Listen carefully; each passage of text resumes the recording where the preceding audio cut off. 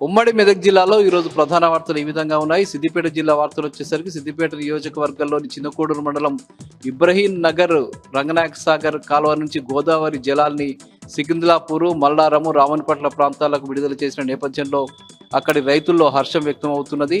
మాజీ మంత్రి హరీష్ రావు కృషి మేరకు నీటిని విడుదల చేయడంతో స్థానిక రైతులు, ప్రజలు కూడా పెద్ద ఎత్తున సంబరాలు జరుపుకుంటున్నారు. ఈ నేపథ్యంలో రామన్పట్ల కాలువ వద్ద స్థానికులు హరీష్ రావు, కేసీఆర్ చిత్రపటాలకు పాలాభిషేకంతో పాటు గోదావరి జలాలతో అభిషేకం చేసి సంబరాలు జరుపుకుంటున్నారు. ఈ నిండు వేసవిలో నీళ్లు వదిలి పంటలకు జీవం పోయడం పట్ల వాళ్ళు హర్షం వ్యక్తం చేస్తూ ఉన్నారు. ఇక సిద్దిపేట విపంచి ఆడిటోరియంలో 2 రోజుల పాటు జరుగుతున్నటువంటి ప్రజాస్వామిక రచయితల వేదికకు సంబంధించిన సాహిత్య సదస్సు ఘనంగా ప్రారంభమైంది. ఈ సదస్సులో రచయిత్రులు కాత్యాయని విద్మహ, అనిశెట్టి రజిత, మల్లీశ్వరితో పాటు ఇంకా ప్రముఖ రచయితలు అల్లం నారాయణ, నందిని సిద్ధారెడ్డి, లక్ష్మీ నరసయ్యతో పాటు ఇంకా పలువురు రచయితలు పాల్గొన్నారు. బన్నా ఈలయ్య కూడా పాల్గొన్నారు. ఇంకా పలువురు రచయితలు పాల్గొని ఈ కార్యక్రమంలో పాల్గొన్నారు. ప్రధానంగా అంబేద్కర్ ప్రభావము తెలుగు సాహిత్యం అనే అంశంపై ఈ సదస్సు రెండు రోజుల పాటు జరుగుతున్నది. అనేక అంశాలపై ఈ సదస్సు జరుగుతూ ఉన్నది.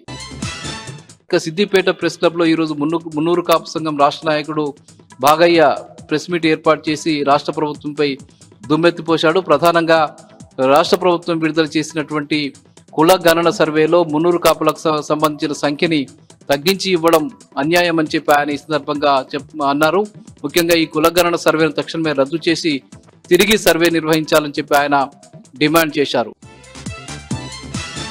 ఇక మెదక్ జిల్లా నర్సాపూర్కు సంబంధించి నర్సాపూర్లో ఈరోజు అటు డంప్ యార్డుకు వ్యతిరేకంగా పెద్ద ఎత్తున విద్యార్థులు ఆందోళన చేపట్టారు.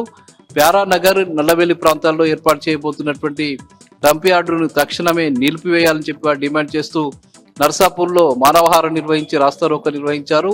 లేని పక్షంలో పెద్ద ఎత్తున ఆందోళన చేపడతామని చెప్పి ఈ సందర్భంగా విద్యార్థులు హెచ్చరించడం జరిగింది. ఇవి ప్రధానంగా ఈరోజు ఉమ్మడి మెదక్ జిల్లాలో ఉన్న వార్తలు.